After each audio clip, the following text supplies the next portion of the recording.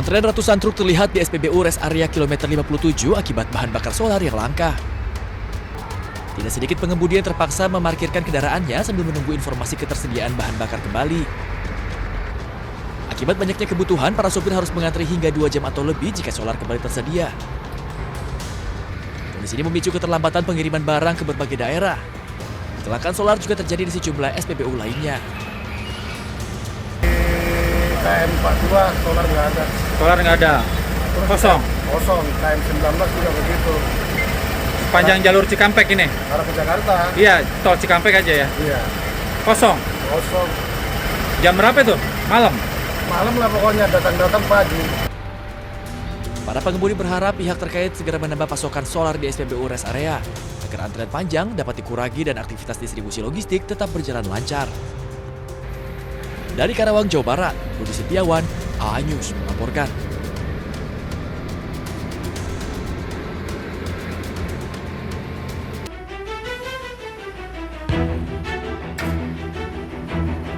Antrean truk trailer terjadi di sejumlah SPBU di kota Surabaya, Jawa Timur.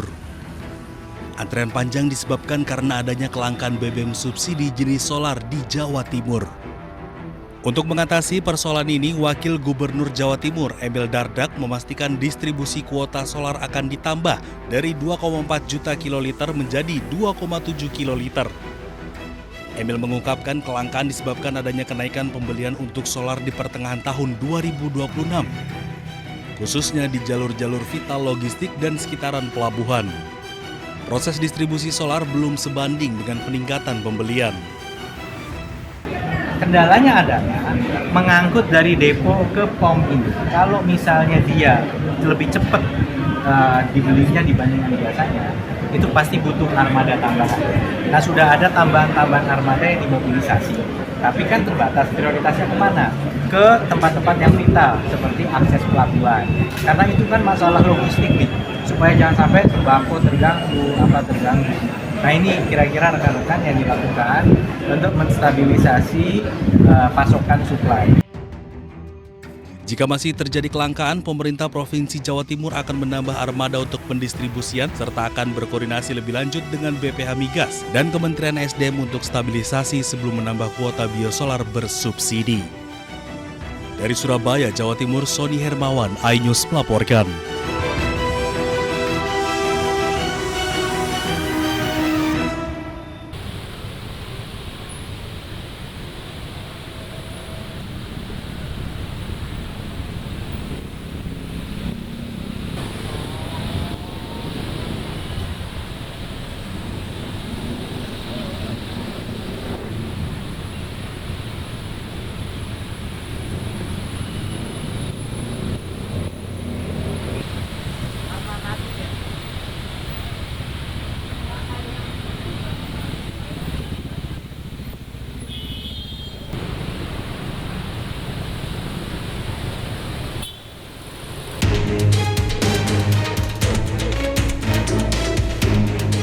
Pesawat jenis Pilatus milik Associate Mission Aviation dilaporkan dibakar di landasan oleh kelompok kriminal bersenjata di distrik Sobaham, Kabupaten Yahukimo, Papua Pegunungan, Kamis pagi.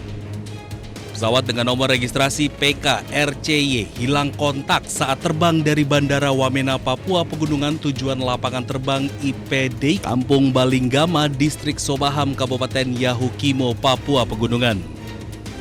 Berdasarkan informasi awal, pesawat diketahui mengangkut 7 penumpang serta pilot berkewarganegaraan Amerika Serikat Nicholas F. Goslin yang diduga menjadi korban tewas dalam peristiwa tersebut.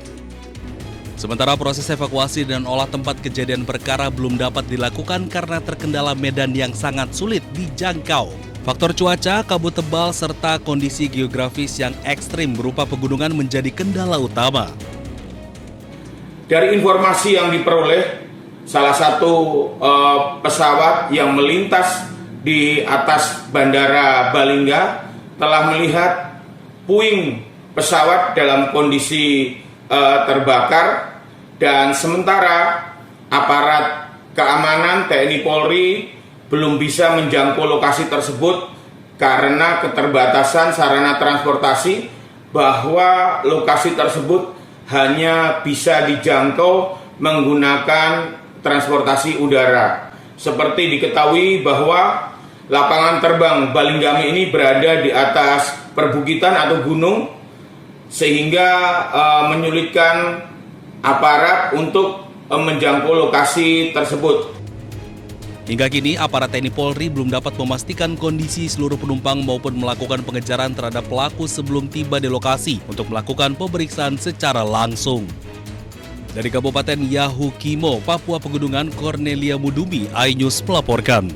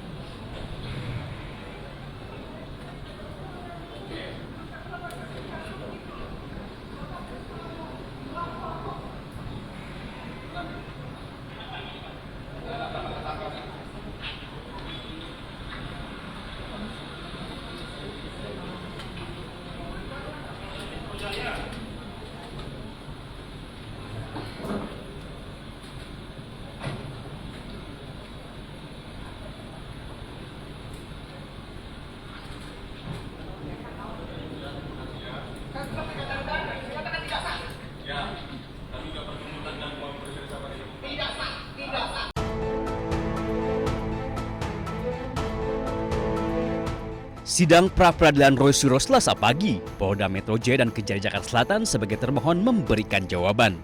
Tim bidang hukum Polda Metro Jaya menyatakan penyidik telah menjalankan seluruh proses sesuai Kitab Undang-Undang Hukum Acara Pidana atau KUHAP terhadap penindakan kepada Roy Suryo. Penggeledahan rumah Roy Suryo dilakukan berdasarkan penetapan Pengadilan Negeri Tangerang. Penyidik disebut juga telah menunjukkan surat tugas dan surat izin penggeledahan. Atas dasar tersebut, kuasa hukum Polda Metro Jaya meminta hakim menolak seluruh permohonan pra-peradilan yang diajukan Roy Suryo.